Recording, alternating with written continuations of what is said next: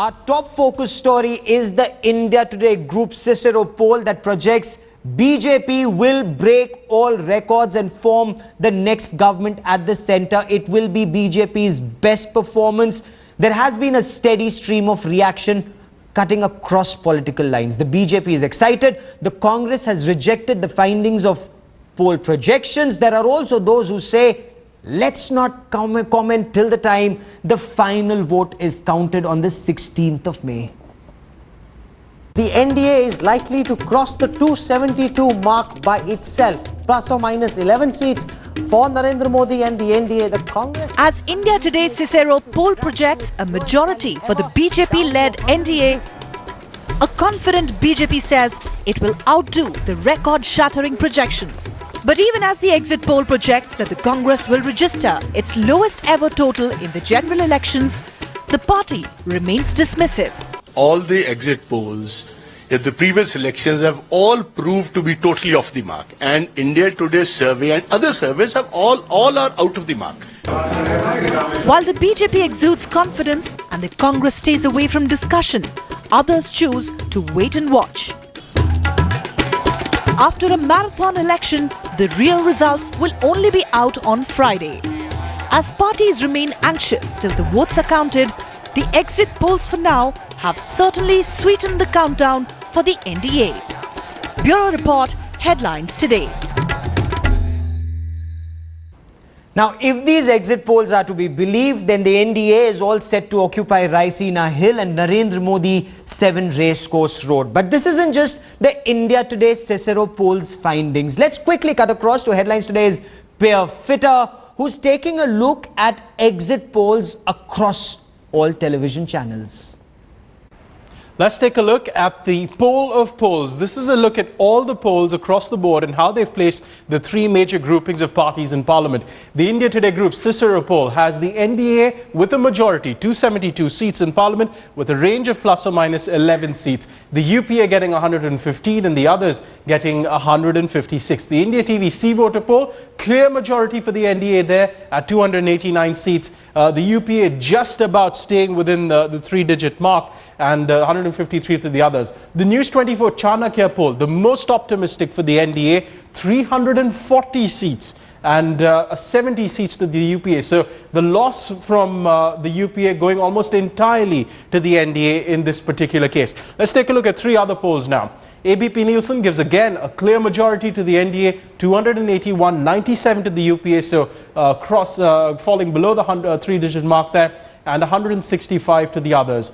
Times Now ORG, the only one that seems to be giving a hung parliament over here, 249 seats to the NDA, UPA getting 148 and 146 to others. Now, it seems that even with these numbers, the NDA is within striking distance to get those 23 seats from the 146 others. The CNN-IBN CSDS poll, a range of over there of 270 to 282, which puts the NDA within striking distance to form a majority, 92 to 102 for the UPA, and 169 to 171 for the others. But just a short while back, we also heard TKS Ilan Gowan, who said exit polls got it wrong in 2004 and 2009. And is that what the Congress party is also claiming? National Affairs editor Javed Ansari joins me on the broadcast. Javed, is the Congress in denial? Is the Congress refusing to see the writing on the wall? Or can exit polls still get it all wrong? Look, as far as the possibility is concerned, they've got it wrong in the past. This is not a perfect science. It is possible, but given whatever little touring I've done and based on the reports from the ground, I'd be very surprised. They can be wrong about the numbers, but they will certainly not be wrong about the general outcome, which is that the BJP appears poised to form the next government. As far as the Congress party is concerned, the position that they've adopted, look, all those who end up on the losing side adopt this position. I clearly remember the situation in 2009. The BJP, when it realized that it had lost the battle, they took up this defensive posture. Okay. So this is not something out of the ordinary. The different political parties have adopted this position from time to time. Javed, you and I have travelled across the country during these elections in the past 40 days. Is there a Modi wave as is predicted in these polls on ground did we see this, whether it's the youth, whether it's the aged, first-time voters? Is that what seems to be spurring the BJP on? Look, there is no denying the fact that this election was all about Narendra Modi. You were either voting for Narendra Modi or voting against Narendra Modi.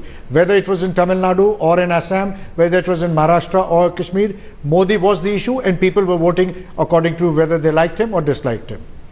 This indeed did appear to be a presidential sort of an election. The issue was Narendra Modi. Were you with him or were you against him? But as these exit polls predict a near rout for the Congress, its worst ever performance, these polls predict, there is an upsurge for the BJP-led NDA. The mood in both the BJP and the Congress couldn't be more different.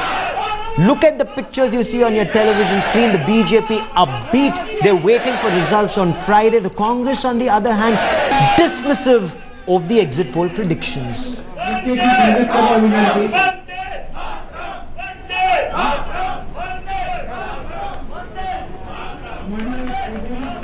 And joining me now for the latest is Headlines Today's Ashar Ahmed Khan, who joins us from the Congress headquarters. Brijesh Pandey joins us from the BJP headquarters in Delhi.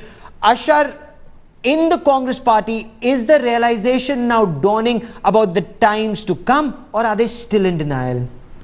Well, the realization dawned as the election proceeded, but the only hope which the Congress party had is that they would go over the 100-figure mark.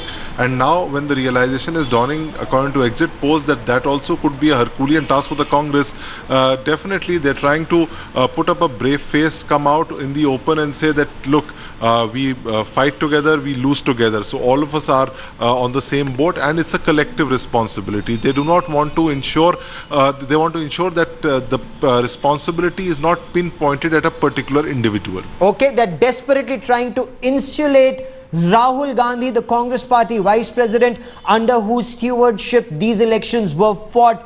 Brijesh, in the BJP camp, are celebrations too premature? Several BJP leaders are already talking about what ministries they hope to get. This, even when the first vote hasn't even been counted.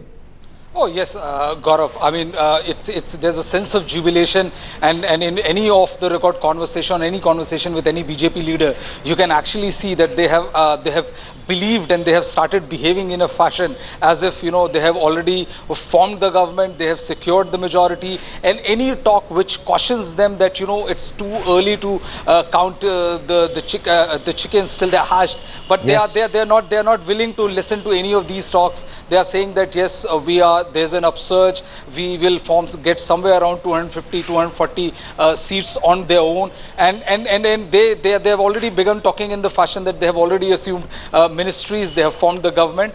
So in their mindset, in the mindset of most of the senior BJP leaders, yes, they are in power. Gaurav? Ashar Ahmed Khan and Brijesh Pandey, for the moment, many thanks for joining me.